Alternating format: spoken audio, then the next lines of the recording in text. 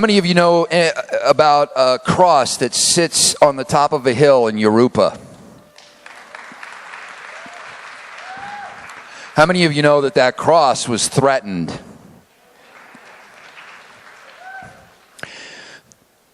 There's a spiritual leader here in Riverside who led the fight to keep that cross where it is. And he's done so much more. And I really feel like I count him as a new friend and a personal spiritual leader. He's an amazing guy. And I'm so excited to have him as a part of this conference. Father Josiah Trenham leads the St. Andrew's Christian Orthodox Church in Riverside. It is a landmark church built in the style of churches in the era following the death of Christ. The first generation of Christian churches. It's an amazing facility that he oversaw the building of. You have got to go and see that church, and you have got to experience the original Christian services as they're being done in Riverside today.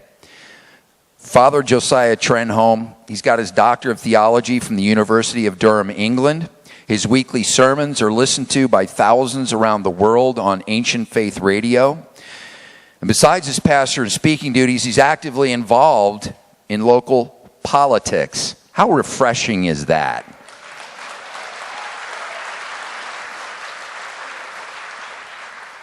Something we need more church leadership involved in. Because 2008 and certainly 2012 were elections that were lost because the Christian voice was largely absent in the voting booth around the country. He's got 10 kids, and I just met Chad. Where's Chad? Where are you, Chad? I can't even imagine. An impressive young man, an impressive family. He's a busy guy. Please give a warm welcome to Father Josiah Trenham. You're too gracious, Don. God bless you, man. Too gracious. Can you put that in there for me? Yes. That's amazing. Thank you. Too gracious and untrue, most of what he said. But I am really pleased to be here. And I know I look funny. Let's get it out on the table. I know I look funny, and some of you are probably wondering, what are you doing here? But let me just tell you, to me, a lot of you look funny. And I don't know why you're here either. So 2 weeks ago, God help me, 2 weeks ago, I was invited to attend the annual Movie Guide Gala Awards in Hollywood. It was a tremendous time, and I had the pleasure of meeting the Robertson family of Duck Dynasty fame. Now, you heard that I have 10 kids. It's true. I have survived so far. But in my house, Duck Dynasty is something like the sacred canon of shows you must watch. And I knew when I saw the Robertsons that if I didn't meet them, I might as well not go home. So I did. I went over and I met Sadie, really beautiful young Sadie, and then I met her mom, Corey, that's Willie's wife, and Corey's mom, elegant lady. And I asked Corey if she could take a message to her husband for me and to his brothers. I said, look, Corey, I said, the hair, the beard, dig it, dig it. I said, but you all stole that from us Greek Orthodox priests and monks a long time ago. And Corey's mom reached up and she grabbed me. She said, Father, those boys have been like that for a long time. And I said, yes, ma'am, but not 2,000 years.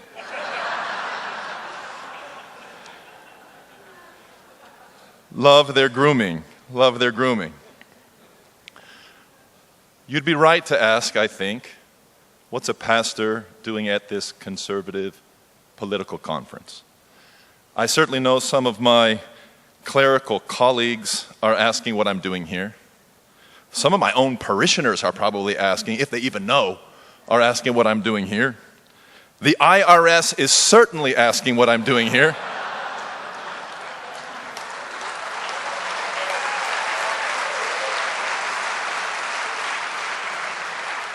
That unbiased and nonpartisan government agency has been telling lies to clergy for 50 years to keep our mouths shut and to steal freedom of speech in the pulpit.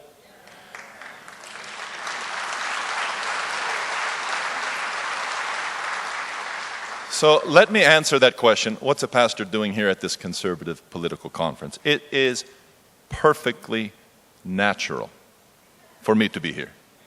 Absolutely natural. Pastors and politics are intimately connected and have always been intimately connected in God's design from the beginning. In the Old and the New Covenant, from Israel right through 2 millennia of Christian history. Where you have politics, you have pastors. It's only the Johnny-come-lately secularists who would like us to think and act differently. Pastors are ambassadors for Jesus. This is the bottom line. And in case you all aren't remembering, Jesus is a prophet, yes. He's a priest, yes. He's also a king. The king.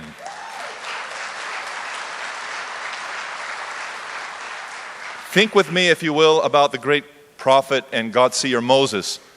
Did you know in the 17th chapter of Deuteronomy, Moses laid down a law that every king in Israel needed to have his own copy of the law. It needed to be kept just next to the throne, and it needed to be read to him every day. So he would remember, though he possesses societal power, he's under God. He's under God. Who do you think did that reading to him? Think about the great King David, a man who had a heart for God. Think how much he, as a king, needed his own pastors. When he was ensconced in power, how he allowed his moral guard to drop, and after abusing his power to commit murder and adultery, he was only saved by the powerful influence of his spiritual shepherd, the prophet Nathan. Or think of my own namesake, the last great king of Israel, Josiah, who made consultation with the prophet Jeremiah, who was one of his best and closest friends, before he went into battle. This isn't just a Jewish paradigm. This is a Christian paradigm.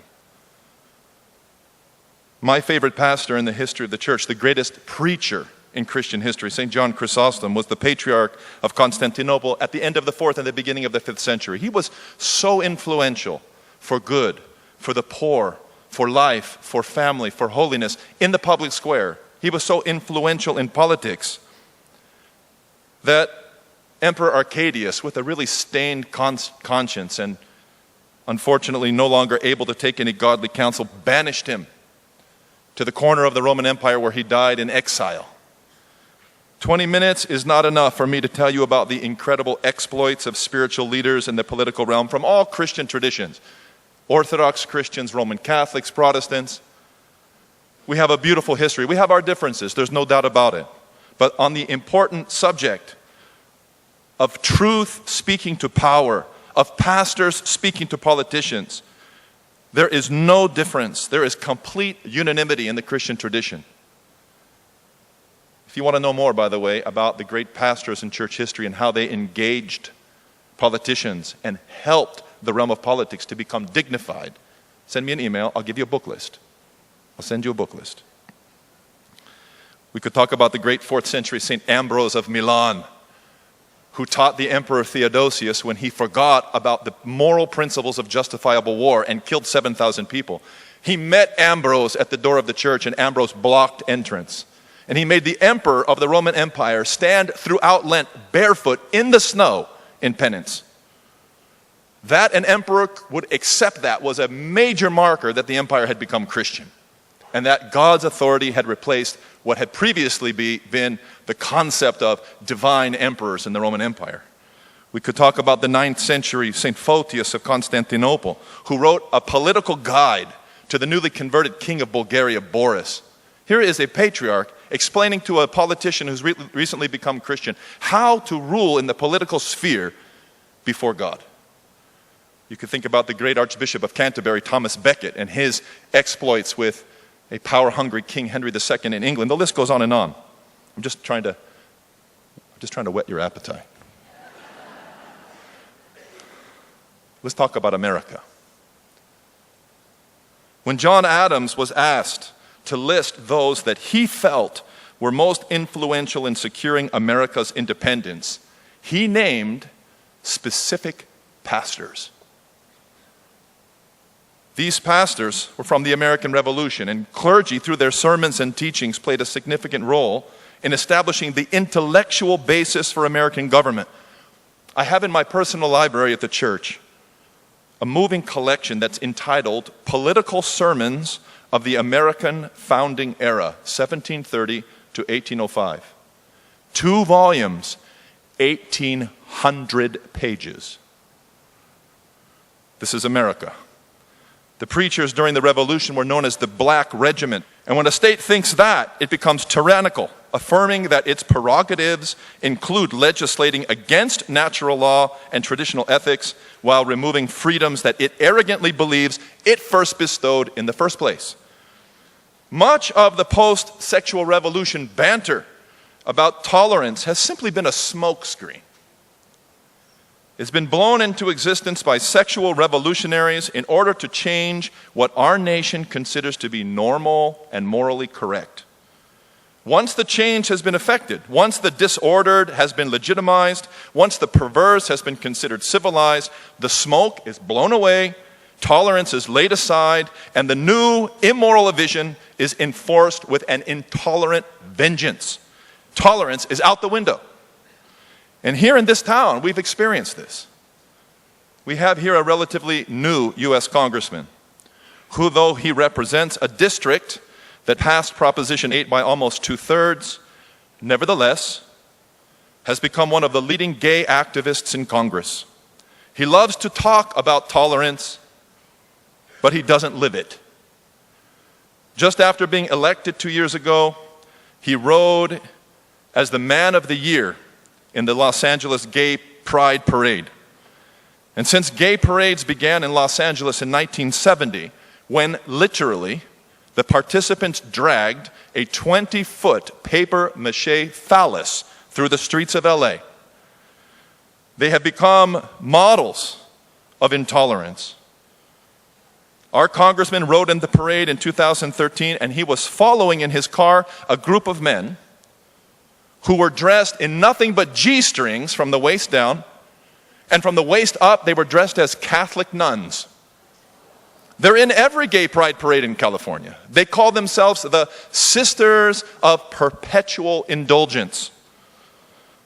So here you have it. Mocking our religious, trampling on what we consider holy and consecrated, and we're supposed to take this tiny community seriously when they say they're about tolerance? This is not about tolerance. This is about what's normal, the dignified or the perverse.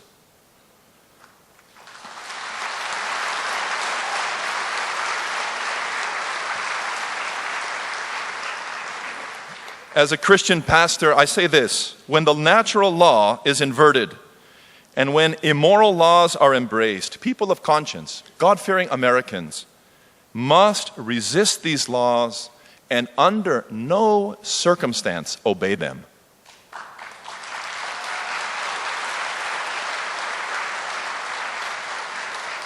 There is no reconciliation, friends, between the new secularist anti-God vision of America and traditional America. There is no union.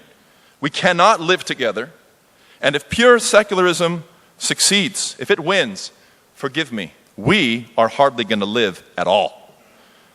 If that seems alarmist to you, I understand. I'm a pastor. I'm not a politician. I'm not here to please you. I'm here to speak the truth to you.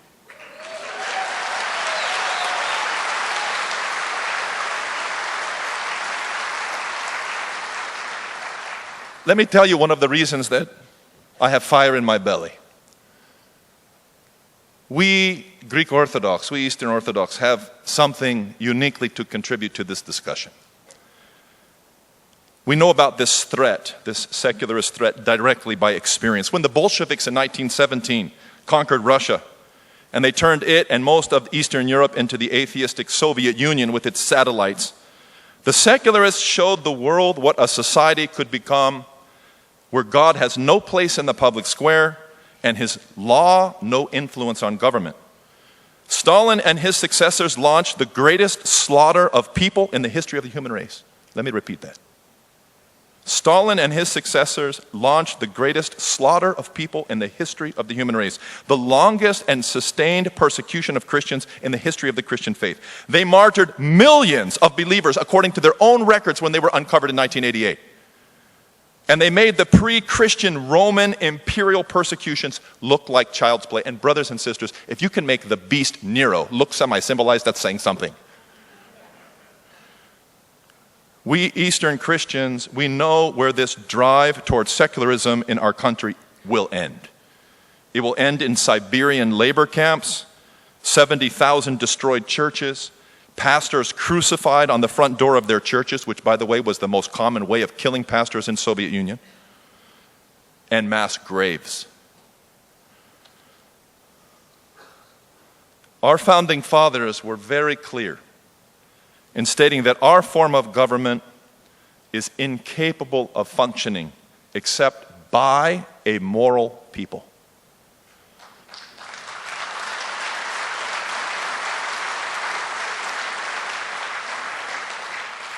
Successful Republican democracy presupposes virtue as defined by the laws of nature's God. And when virtue is no longer considered virtue and not even considered a legitimate subject for public discussion or legislation, then robed tyrants can wipe the moral foundations of the nation out with the stroke of a pen. Authentic American separation of church and state is a functional separation, not a moral one. Pastors and a morally formed and informed citizenry speaking the truth to politics in their unique capacities are not violations of church and state, but the primary means to contain the state within moral boundaries. We have some 350,000 churches in this country, but most of them right now, brothers and sisters, are quiet. And they're allowing immoral politicians and judges to ravage our lands. We pastors are derelict in our moral duty to our civil leaders. We have to rise to our duty. You have to ask us to.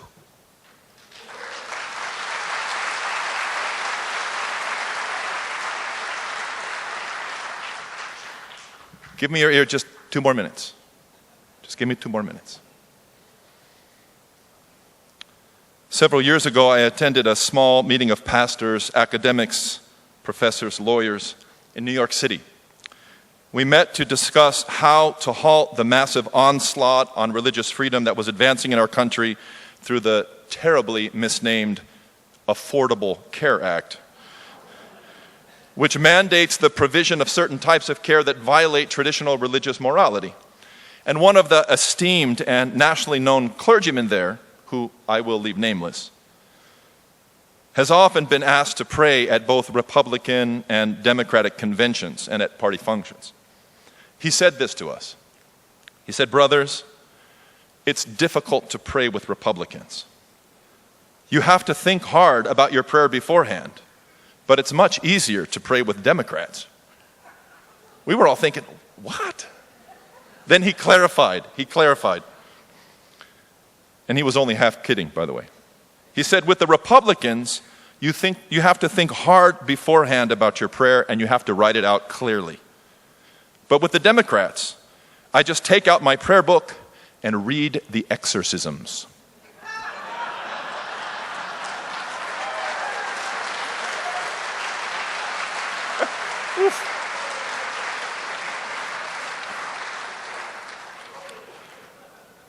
Ouch. Systemic evil is real, friends. American politics needs exorcism. Over the last 40 years, our political system has dispensed a toxic stew of abortion and sodomy, the twin daughters of the sexual revolution.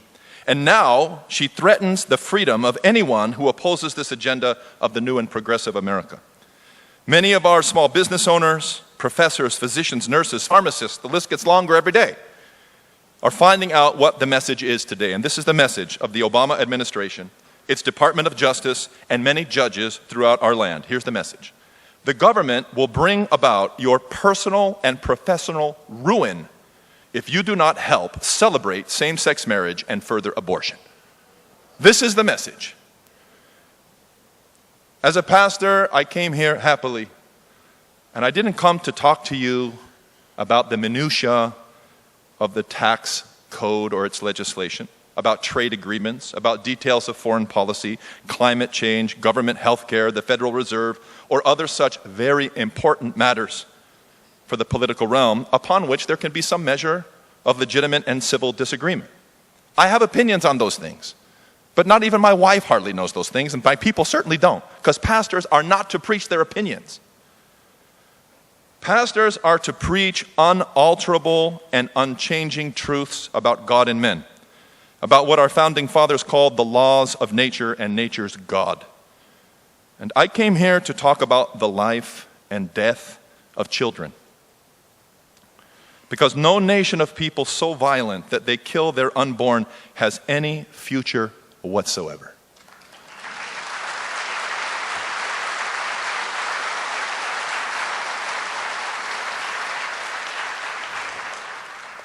I'm here to remind you and to ask you to remind your political representatives that the one singular vice mentioned by Moses in the book of Genesis to explain why God sent the universal flood, that one sin was violence. And what's more violence than abortion? God is not silent. He sees through flesh and stone. Nothing is hidden from his eyes. And the blood of innocence cries out from the earth, and he will certainly hear it. I'm here to remind you and to ask you to remind your political representatives that sodomy is unnatural, it's unhealthy, it's forbidden by God and by the code of moral law of every major religion in the world. To dignify it with the name marriage is an atrocious affirmation, utter rebellion against the natural moral order, and a terrible injustice to those who bear this orientation. I'm here to remind you and to ask you to remind your political representatives that religious freedom is the first of human freedoms and the bedrock of our nation. It's not the freedom to worship inside your church the way you want, but the freedom to live according to your Christian conscience in public, in commerce, unmolested.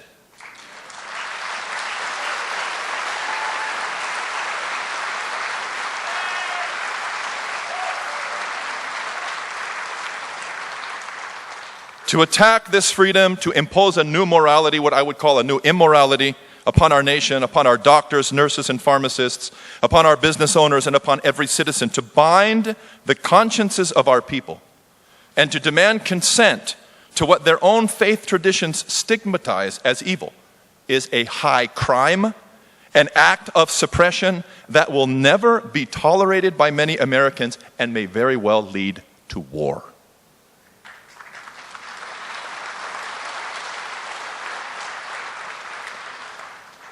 These are the things that pastors must speak about to their people and to those who possess power. Politicians consulting with pastors and praying does not make them pastors. And pastors praying for and with politicians and speaking prophetic words to those who possess power do not make pastors politicians. The truth is, friends, politics needs our nation's pastors more now than ever. God bless you. Thanks for listening. Hey.